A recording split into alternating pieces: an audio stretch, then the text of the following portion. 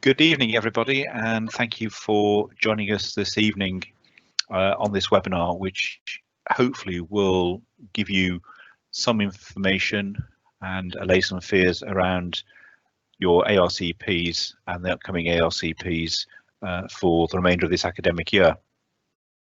We've had a lot of questions submitted in advance to the webinar tonight, so thank you very much, everybody that submitted a question.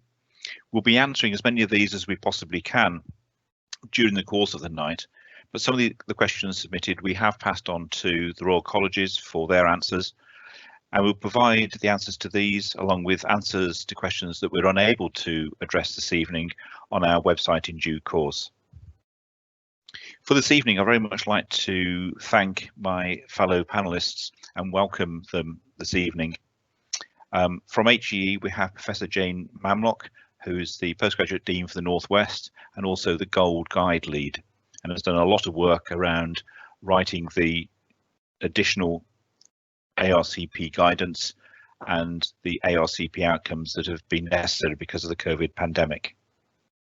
I'd like to welcome Dr. Vidushi Golash, who's one of the National Medical Director Clinical Fellows, together with her colleague Ray's Lynette, and for their contribution this evening. And then finally, I'd like to welcome from the GMC Susan Redwood, who's the Joint Head of Strategic Policy in Education. Just a few housekeeping notes for this evening. There will be an opportunity for you to ask further questions during the course of the webinar, and we'd ask you to use the Slido website for doing that. And that is slido.com, and then you input the event code, which is #ARCP webinar, all one word. We'll be only taking the questions on ARCPs during this webinar, and we can arrange for further webinars in the future if we identify other subjects that people feel that we need to be talking to you about. We're very happy to do that. At the beginning of the broadcast, we will go through my colleagues, but as this is a broadcast, we'll not be able to answer specific questions raised by you, but we will attempt to do so using a different format. The webinar will be recorded for those unable to join us live, and we'll make that recording available for those that wish to listen to us. Finally, we'll try and get through all the questions we can within the hour limit, and we will do our very best to constrain ourselves to an hour. So without further ado, I'm going to hand over to Jane, who will give an update and an overview on the purpose of the ARCP process.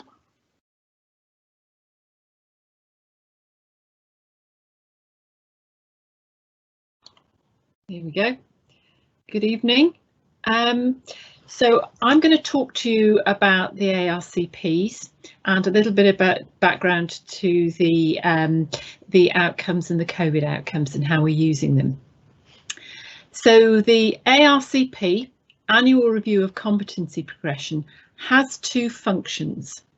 So its primary function in the context of your training programme is it's a progression assessment. And what that means is it assesses all the evidence of progression from one review period to the next. So that's basically from your last ARCP to this current one, of how you have progressed along that trajectory against the required curriculum capabilities for your in relation to your stage of training and specific to your programme. And it reviews that evidence from multiple sources, which might be the evidence that you've put together in your portfolio. There are certain bits that might be required specific to your specialty, certain exams that you might require. And the final outcome, the final judgment of your progression, is a global judgment by the panel. And there'll be 3 or 4 people normally on a panel when it's non-COVID, and at the moment a minimum of 2 during COVID. And that's really important because they're making a judgment about progression based on lots of pieces of evidence. So you don't fail your ARCP because it's not a high stakes assessment as such. And actually, you don't know one piece of evidence. You don't fall at your ARCP on one source of evidence. It's, if you like, they're different data points on the graph that shows that progression trajectory. So that's the first primary function of the ARCP.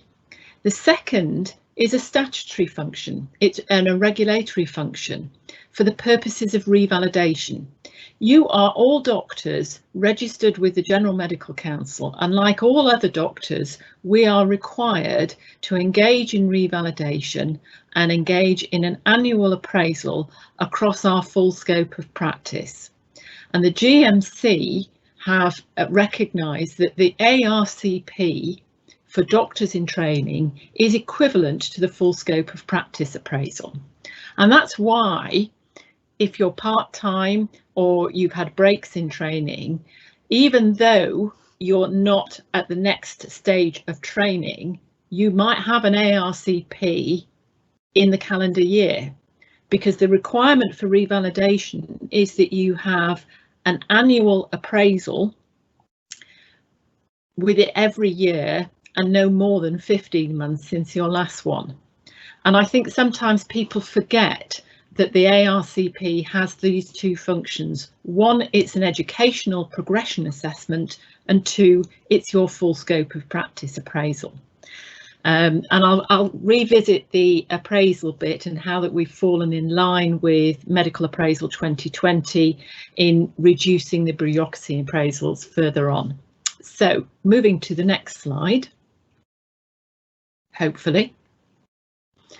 So this is what your ARCP panel does.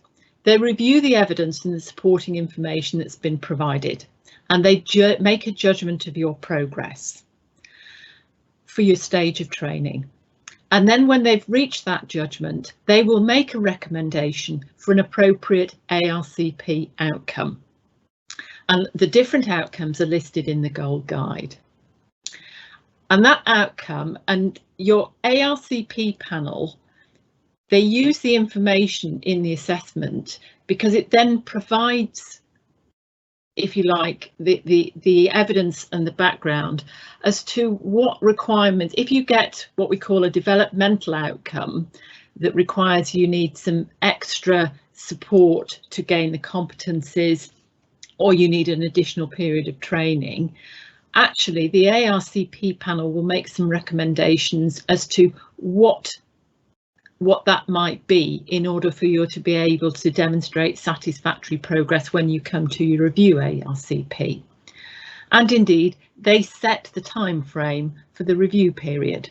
So whether it's 6 months for an interim review or whether it's a full 12, and it determines that. So in effect, the ARCP takes all that information, makes a global judgment, and at that point, they do make a summative assessment of where you are on that progression trajectory. But again, you don't pass or fail your ARCP. You're given a range of outcomes that reflect your progress in your training programme. And they also have an important function in relation to revalidation. It's the ARCP panel that will review your Form R and your revalidation requirements, and if there are any revalidation concerns, they don't make a judgment on that. They flag that information and it's escalated to the responsible officer, which is your postgraduate dean, in case that needs any further information. But that's a really important part of the ARCP. No different from any other appraisal if you're not a trainee. Next slide, please. And this is just to summarise and a bit of myth busting around the ARCA outcomes. An outcome 1 or an outcome 6 reflects satisfactory progress. So an outcome 6, obviously, it's the end of your training and it's a critical progression point at the point of CCT. And outcome 1 says you're making satisfactory progress and you can go to the next stage of training. So we would like to, those are referred to as progression outcomes. Now, an outcome 2 or a 10.1 is where you've not demonstrated all the required competencies, so the progress has been delayed, if you like, but you don't need additional time to demonstrate that progress. Whereas an outcome 3 or an outcome 10.2, you actually do need some additional time, but they are developmental outcomes. They're supportive. They're giving you more time or targeted training to allow you to demonstrate the required capabilities. The outcome 10s are the no fault outcome, to recognise that the reason that you might have had delayed progression is factors outside of your control, most likely due to COVID. And just to be clear, the outcome 3 and the 10.2 require additional time. So the outcome 10.1 is equivalent to an outcome 2, 10.2 is equivalent to an outcome 3. And because an outcome 10.2 and 3 require additional time, you could say they're developmental extension outcomes. An outcome 4 does reflect unsatisfactory progress such that you will be released from the training programme. And the outcome 5, we'd like to view it as an administrative outcome because it's a holding outcome, because we can't actually reach a judgment on progress because there isn't enough information in order to do that. Okay, next slide, please. And this is perhaps the most important slide of my presentation, because this tells you what the ARCP does not do. And I think there's been a lot of misunderstanding along the way as to what people perceive to be the role of the ARCP, and therefore the expectation of what they need to provide. So first of all, the ARCP is just that. It's in absentia, it assesses the evidence, and it reaches a decision on the outcome. It is not the way that you receive formative feedback on your performance and the reasons why there might be delayed progression. But that's not to devalue the importance of you getting formative feedback, because it's an essential part of the ARCP process, and I'll come to that. It does not make recommendations on the type of educational support that you need and how that might be delivered. That is to be implemented locally within your schools and following the discussion from the feedback, so that you've got a bespoke educational plan. It's not a rite of passage. You know, to progress in some of the craft specialties, you don't need to, if you like, showcase your mastery in that. It is purely an assessment of progression that allows us to give you an outcome that allows you to progress or get your CCT. And it certainly has no coaching or mentoring role or function. That comes from the support from your programme. And it has no authority to make exceptional discretion outside of the recommendations. So if you run out of training time, that's not up to the ARCP to make that exceptional. They can make a recommendation that the Dean might want to consider exceptional circumstances to extend that time, but they actually can't sanction that. Okay, next slide. So I come to that formative feedback and the importance of the ARCP follow-up. The Gold Guide says that everybody who gets one of the developmental outcomes should have a follow-up following the ARCP.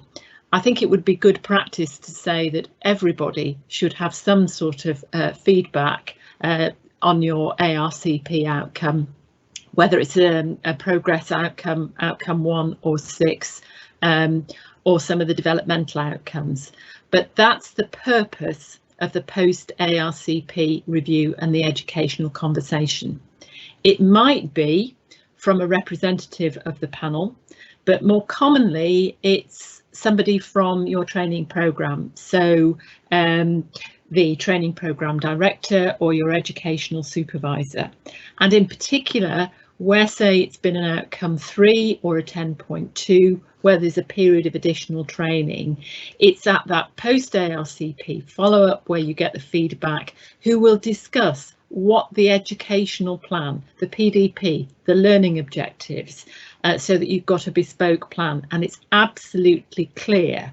That might then get loaded up into your portfolio so that there's an agreed PDP and objectives. But the whole purpose of the post ARCP follow-up educational conversation is that it's absolutely explicit and you clearly understand what the objectives are for the next stage of training. And for those people who might be on an outcome 4, the post-ARCP meeting is an important conversation to give them some feedback and advise them on their potential options. It's not just their right of appeal, it's what happens next and how they might be able to use that experience in other ways. So it's still important even if somebody is exiting from training. And then my final slide, I think, yeah, this is just to signpost you to all the bits of work that are going on. There's a lot of work around the ARCP improvements as a result of the medical education reform programme, but I think we've learned a lot from what we've had to do during COVID, and that work will continue. We've found, and feedback that we've had, is that trainees like the ability to have their remote, that they're not having to pitch up and with loads of bits of evidence, that they get timely feedback. It's certainly been much easier for us to arrange panels in a timely way, doing it through the remote medium. That's definitely the way we'll be going forward. We will be continuing to work to reduce the burden of assessment, and that's in line with Medical Appraisal 2020. But there's lots of stuff going on. We need to be much more inclusive in how we set up our panels. There's work going on around training and giving more information so that people understand the process. We do understand that out of the ARCPs and the self-declaration form, a lot of well-being issues have been identified. So we want to use that opportunity to be able to highlight and support people where there may be some welfare issues. And as I say, lots of other opportunities to widen the scope that are coming out of this ARCP process. So with that in mind, I will stop because I've probably run over time, and I'm going to hand over to Susan from the GMC. Thank you very much for having me, and if we can go to the first slide. I just want to say from the GMC, we do recognise that there are ongoing challenges in gaining the competencies and evidence for ARCPs for progression, and that we have been supporting since the beginning of the pandemic, working with the 4 statutory education bodies and the Royal Colleges and faculties and trainees, coordinated through the Academy to ensure that the long-term prospects of doctors in training aren't compromised. In doing so, we've been guided by a number of principles, but the primary one is that patient safety remains our primary focus. We've also maintained that the level of competency and the standards for CCT must be maintained. But with our excellence by design standards and the review of curricula, our standards have been increasingly focusing on that it's demonstrating competency, not counting numbers of procedures that's important, and demonstrating outcomes, not counting time, although there are indicative minimum training times in curricula and at present directive requirements. Next slide, please.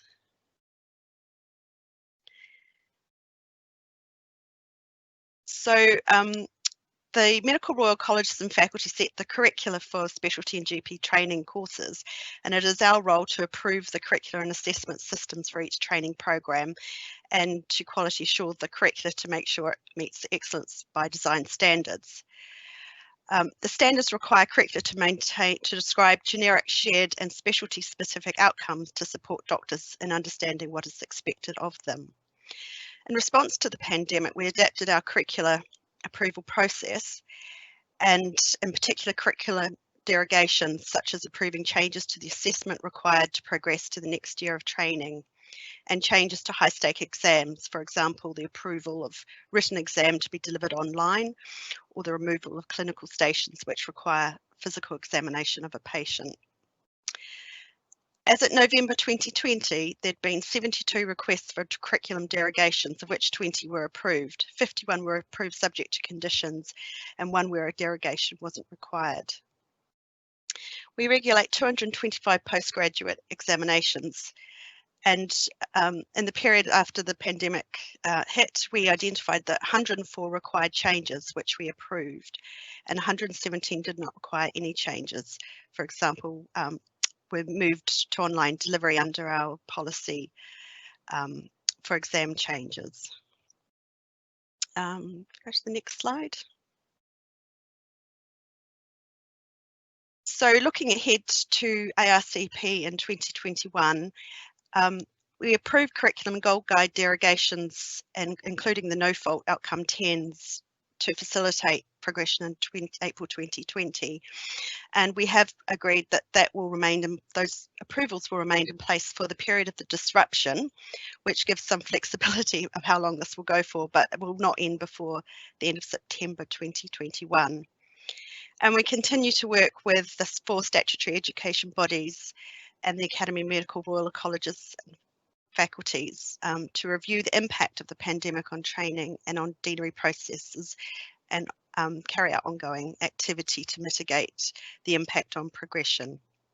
So I think really to sum up, the main points for us is that the patient safety is our primary concern, and we have allowed flexibility in our through the derogation and exam approval policies, but that we still maintain the standard of the CCT going forward, and keeping in contact with the 4 statutory education bodies to understand the impact on education and training progression.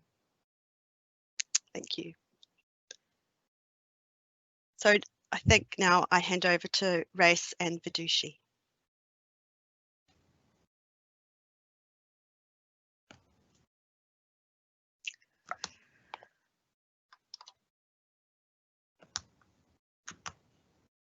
Hello, thank you. Thanks, Susan, for that helpful update from the GMC.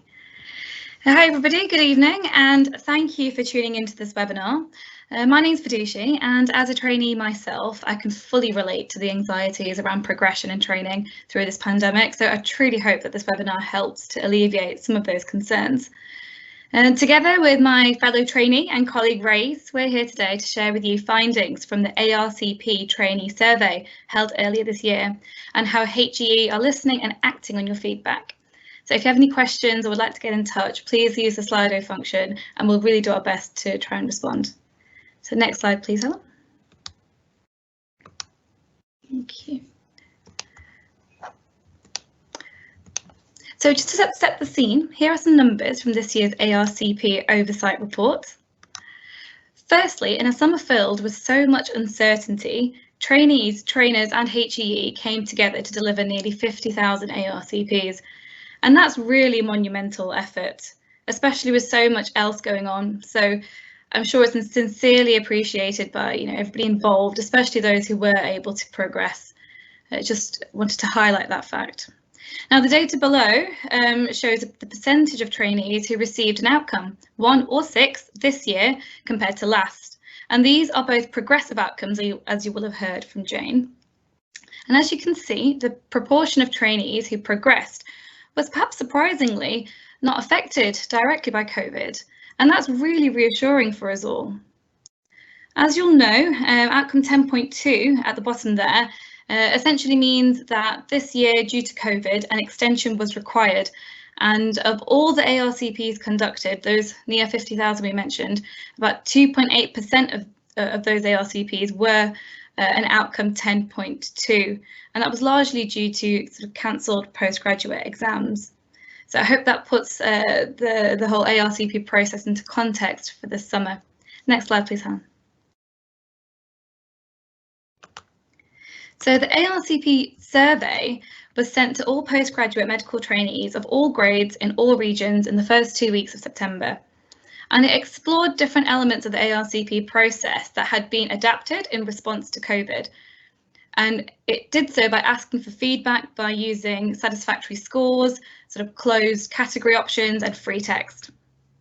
And we received just over 4,300 responses, including hundreds of free text comments.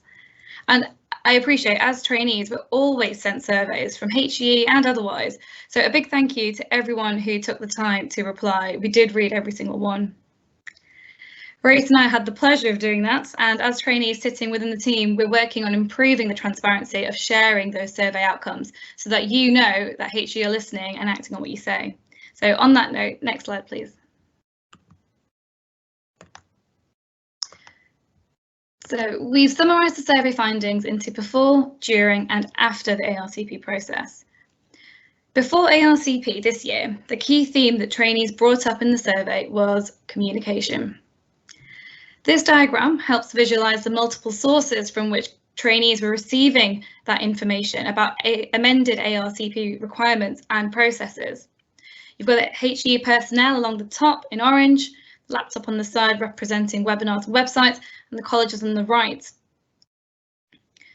A recurring theme in that free text of the survey was that the volume of information received was simply overwhelming and from multiple avenues. I mean, we can all see that in the diagram here and just relate from personal experience.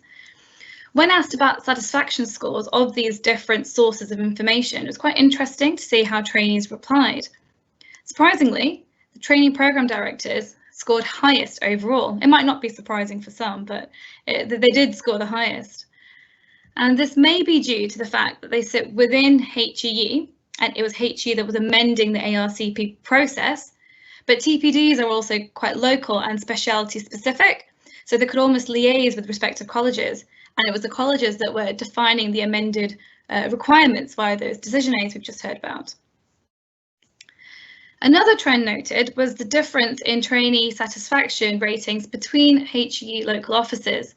And although there'll be many reasons for that, HE centrally are working on strengthening the communication channels with local offices, especially around ARCPs. And lastly, survey results really highlighted a relationship between the amount of time notification trainees received and of the ARCP outcome. Now, that's not new information. That's been published actually before in the ARCP 2018 reports with strong recommendations. So centrally and regionally, HE are really increasing their effort to ensuring that those recommendations are truly implemented on the ground and felt by the trainees.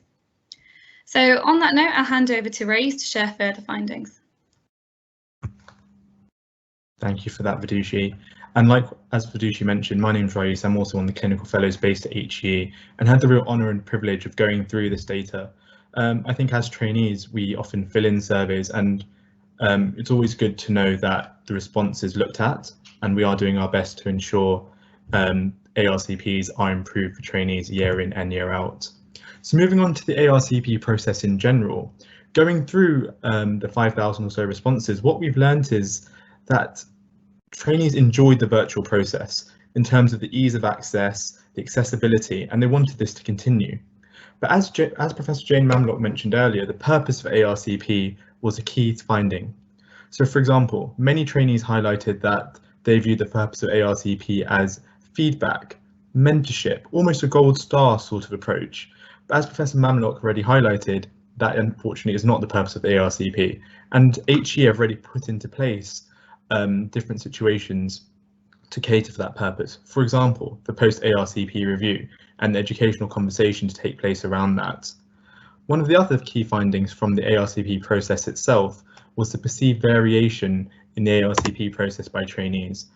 explicitly around a few themes: the time given to the ARCP, the preparedness of the panel, and who's on the panel.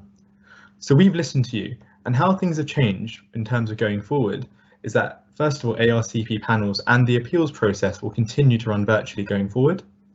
There'll be greater focus on training around the ARCP panel. All colleges and local HE offices have been asked to consider ways to reduce variations in ARCP outcomes, and that's an ongoing piece of work. And as Professor Mamlock highlighted, we aim to reduce bureaucracy associated with the ARCP process as set out in the Medical Appraisals Document 2020.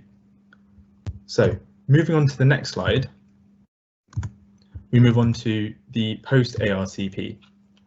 So what we learned from the survey is that trainees felt that their outcome wasn't given to them in a timely manner. This was initially highlighted in the ARCP review of 2018, where it was suggested that all trainees should have their ARCP outcome given to them in a certain time period.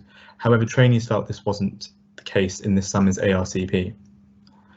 The second finding was that those trainees who received progressive outcomes were more likely to receive feedback than those who received developmental outcomes.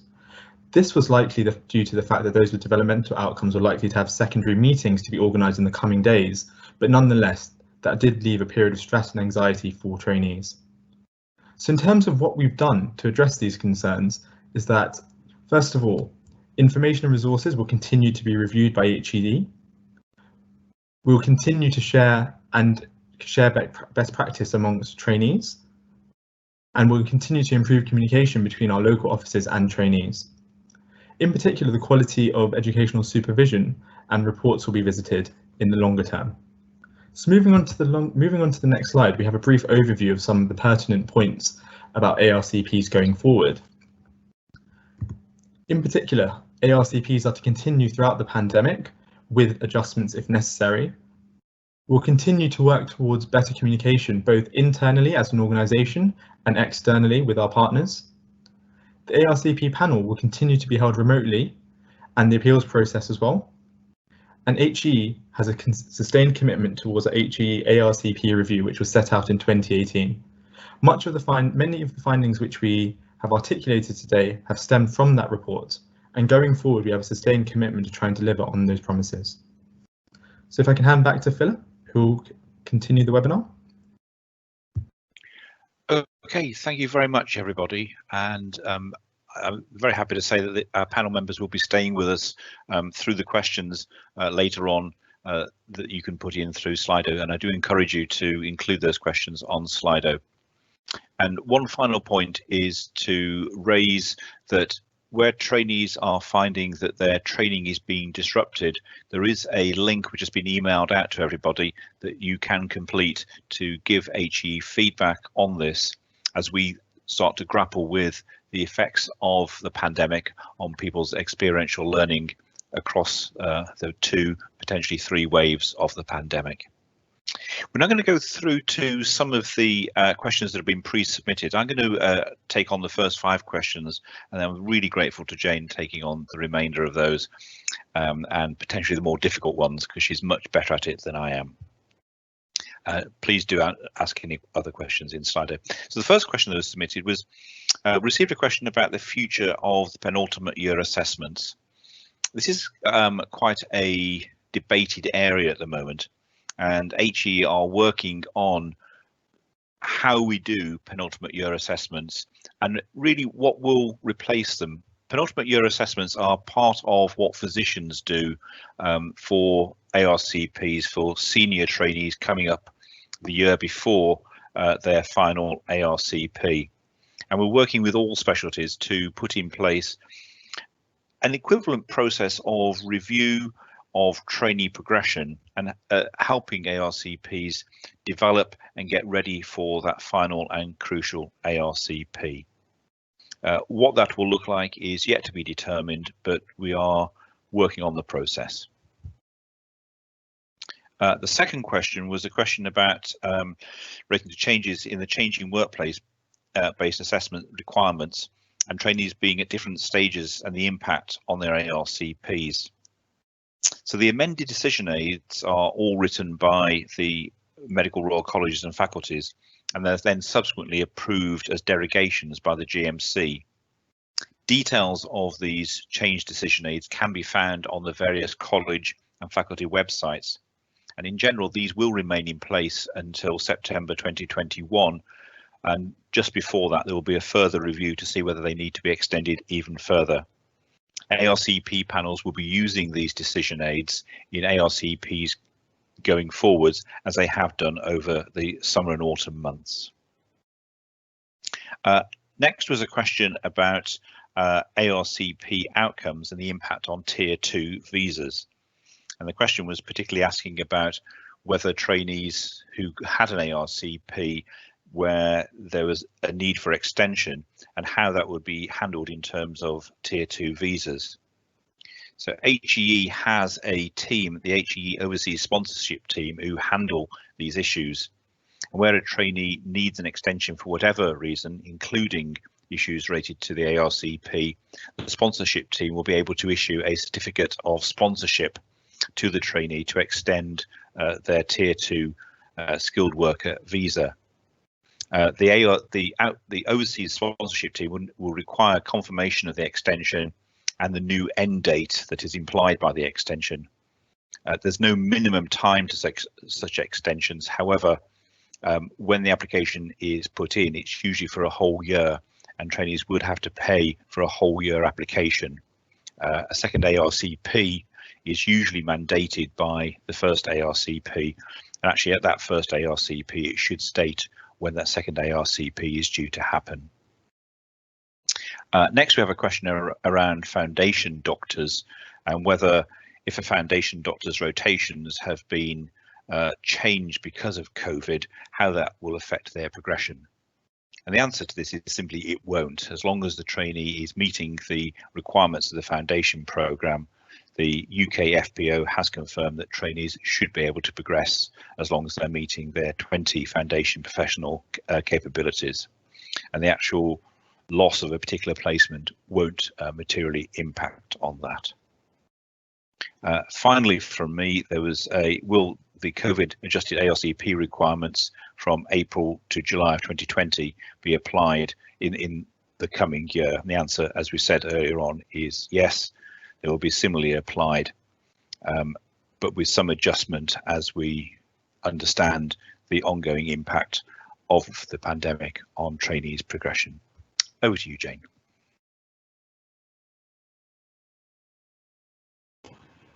Thank you, Phil. So I have a number of questions, and the first one is, will allowance be made at the next ARCP for trainees who have had to, they've been redeployed to cover COVID work, and as a result they've not been able to see the full breadth of cases in their specialty? The question came around internal medicine, but this is equally applicable to some other specialties. And first of all, there's been an extension to the ARCP and associated derogations to September 2021, but we anticipate that therefore there will be guidance from the colleges as to exactly how that will pan out and how they might be able to update their guidance. But in addition, there's some work going on at the moment as to how we can recovery options for trainees, so that during this time there are some plans that identify opportunities to make up some of those competencies across the range of experiences they're having now, but that's an ongoing piece of work. So my next question is, how will self-isolation be counted, and will it affect the ARCP? And this is a difficult one, because it really, I suppose the short answer is, well, it depends what happens whilst you're self-isolating. So if you're self-isolating, but you've been able to continue programme related work whilst you're self-isolating, so if your work from home, if you like, during self-isolation has enabled you to do some work that relates to the curriculum competencies. So you've been able to complete some courses, do some non-clinical facing role that still reflects the requirements in the curriculum, then it is likely that when you come to the ARCP, that evidence will be, you'll be given credit for that towards the evidence viewed at your ARCP around progression. However, if you've not been engaged in, you've not been able to engage in that type of work, then the period of self-isolation would be treated in exactly the same way as other periods of time out of training. And the GMC has a position statement on time out of training in 2021. In terms of how your self-isolation is viewed by your employer, whether you're given special leave, that's a contractual employment issue, and that will be for the employer. But NHS employers have issued some generic guidance, not just for trainees, but for all NHS employees, as to how self-isolation due to self or family should be treated as a best employment practice by the employing organisations. So the next question, what is being done to support applications to specialty training impacted by extensions caused by 10.2 outcomes at ARCP, which sort of feeds back to the first question. So if your ability to apply to for specialty training is impacted because, say, a required exam has been cancelled and you're on a 10.2, that means you can't apply to specialty training. We would hope that some of the derogations in the colleges would allow a change to allow that. But also we're continuing to work on the recovery plans so that we can mitigate for any impact that might have. Next question for me. How is additional training time requested if we feel we are behind on the curriculum competencies, particularly if this is disparate to our TPD opinion or ARCP outcome? So I presume what this is driving at is if somebody has not been given one of the developmental outcomes and given extra time, which is a good thing in a way, because actually you can continue in your training programme. But if you feel, well, I'm not as confident in my ability because I've not had the same exposure during COVID. And actually, I'd just like a little bit of time to get some extra experience and expertise to build my confidence. Unfortunately, our process does not allow to request additional training on request in that way. But if you feel you need additional time and additional experience, we've now got the option of the out of programme pause, which legitimately allows you to do that without any detriment to your training programme. And basically you step out and then you step back on at the point you left, and it's no detriment and it's not viewed as a negative thing to do. So that's that one. Is there sufficient funding in place for the number of trainees that are going to require extra training time due to deficiencies in training and exposure? And that is a loaded question because we don't know quite how many, but we are seeking to try and do that modelling to anticipate it. And we would hope that there would be sufficient funding in place. But at the moment, we just have to balance it with the priorities. We don't know what money will be given to us centrally from government, and we'll have to consider very carefully the source of funding for extensions. But I can give you the reassurance that you're not going to be exited from training because you need an extension. We will find a way for you to have that extension, and if you like, we'll work out how that's going to be paid for at a later date. But you, as the trainee who needs the extra time, will not have that taken away from you. And then, will COVID isolation time be exempt from the ARCP 20 days for sick leave. I think this question is relating to the 20-day limit for foundation trainees. If you have more than 20 days out of your foundation training, basically that time needs to be made up. Your extension time, your programme needs to be extended by the amount minus the 20 days. And so again, I would refer you back to the GMC position statement on time out of training, because there it says if you've had 14 days, more than 14 days out, then basically your CCT date gets moved forward by that time. Same way, if you have a period of maternity leave, that just resets your CCT date by the time out. It's a similar principle, it triggers a review of the CCT date. So if you've had time out more than 14 days, but actually you've been able to demonstrate the capabilities, we may not need to move your CCT date forward. But it's important that the 14 days or the 20 days in terms of foundation, it triggers that process of review. Now, foundation is slightly different, because although all our programmes are competency based, there is a time served element to foundation, simply because you have to have done 2 years to get your, I forget what you call it now, FACD2 is what it used to be called, basic your certificate of satisfactory completion of end of foundation programme. And I know that's not the right term, but you know, I'm a dean, why do I know the right term?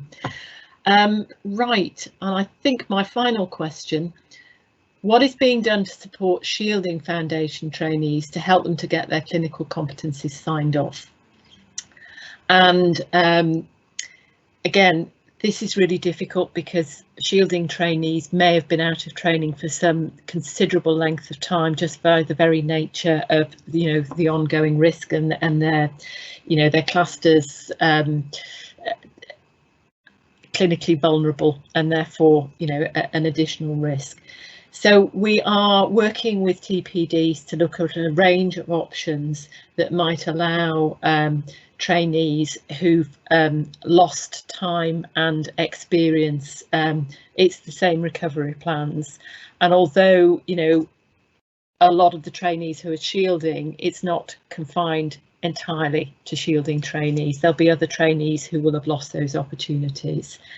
Again, it is possible for some trainees in certain specialties to have been able to do some programme related activity that could be counted during the period of shielding. Inevitably, the longer you've been out of the workplace and the clinical environment, the more difficult that becomes. We're not unsympathetic to that, and there's lots of work going on around that to try and minimise the impact on your training. But inevitably, there will be some trainees who, for reasons completely outside of their control, will probably have to have their CCT date moved forward and additional training time, just in recognition that's the only way we can allow, you know, enable you to get the required competencies. And I am going to pass you back to Phil. And between us, I think we are going to try and manage the questions that have come in on Slido. Thank you very much, Jane. That was fantastic. So again, just to emphasise, has been raised a couple of times, we are actively working on training recovery plans because we do realise how important this is. It is difficult. Trainees that need extensions will be given the extensions, just to re-emphasise the point that Jane made.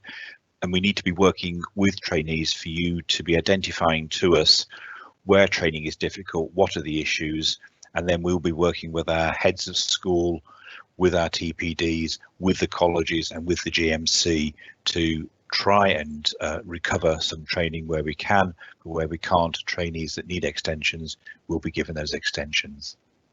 So the first question is about foundation, and specifically in the West Midlands, about whether trainees in foundation in the West Midlands will still need script. And we just want to acknowledge that question. We will pass that question across to the UK FPO team, and they will answer that, and we'll put the answer to that one up on the website.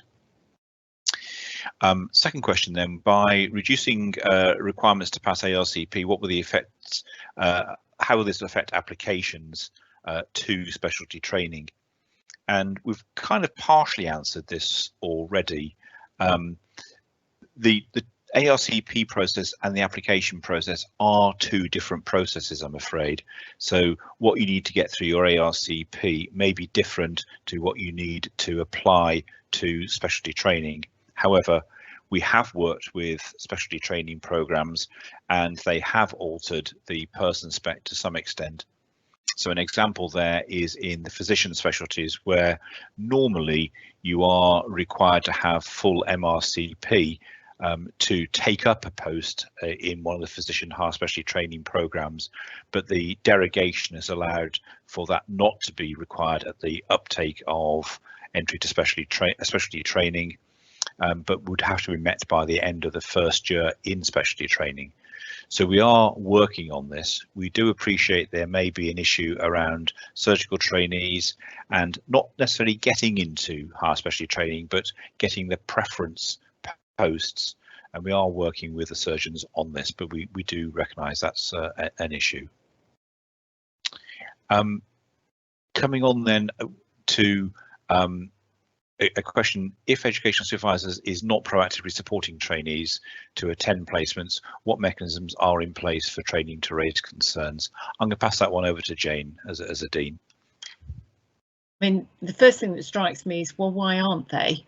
And I would hope that trainees, if they met this, they would be able to, I mean, I would say they should go to the next one up, so they should report it up to the head of school.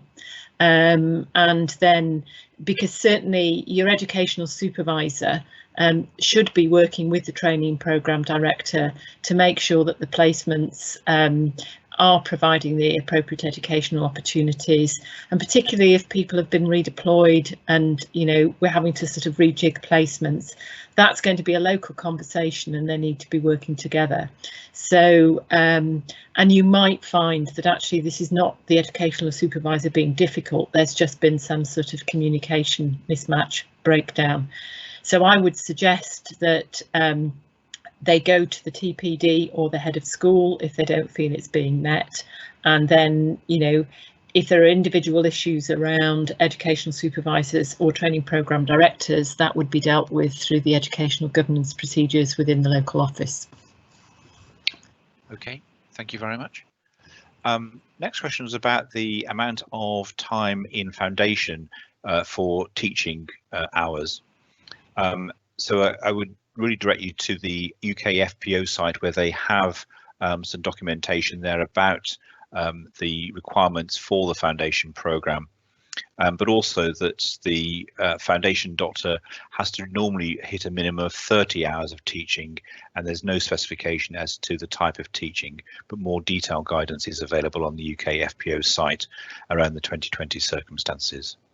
So the question here is, given a trainee has had a 3 or a 10.2 last year, what will happen this year? Jane. When we wrote the derogations, we didn't anticipate that it would go on quite this long.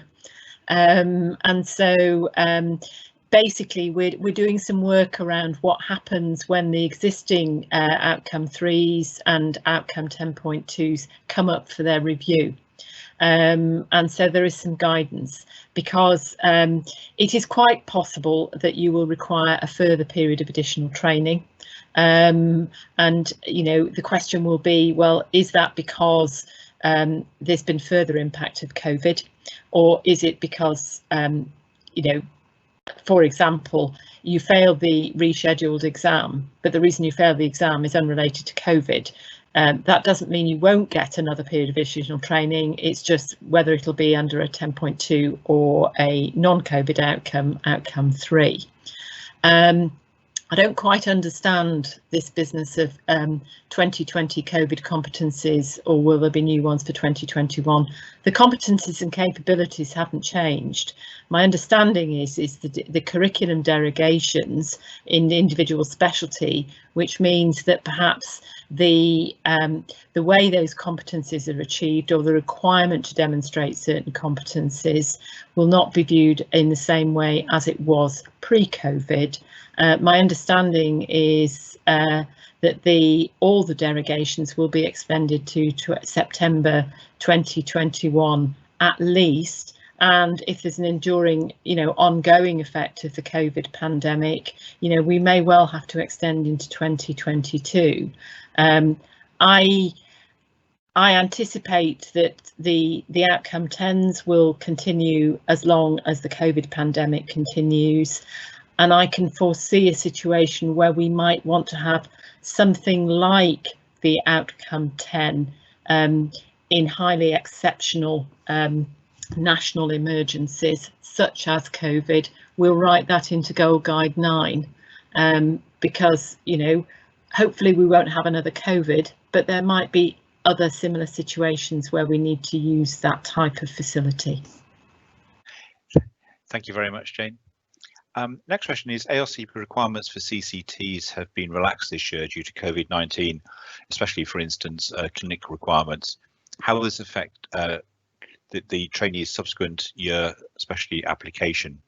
So again, it's the difference between the ARCP outcomes and specialty application, and these are two different processes. It's also that, for example, clinic numbers aren't really what the training is all about. It's about the achievement of the learning objectives that are embedded in the clinic, not the number of clinics that has the primacy there. I don't think clinical requirements are part of applications to higher specialty training.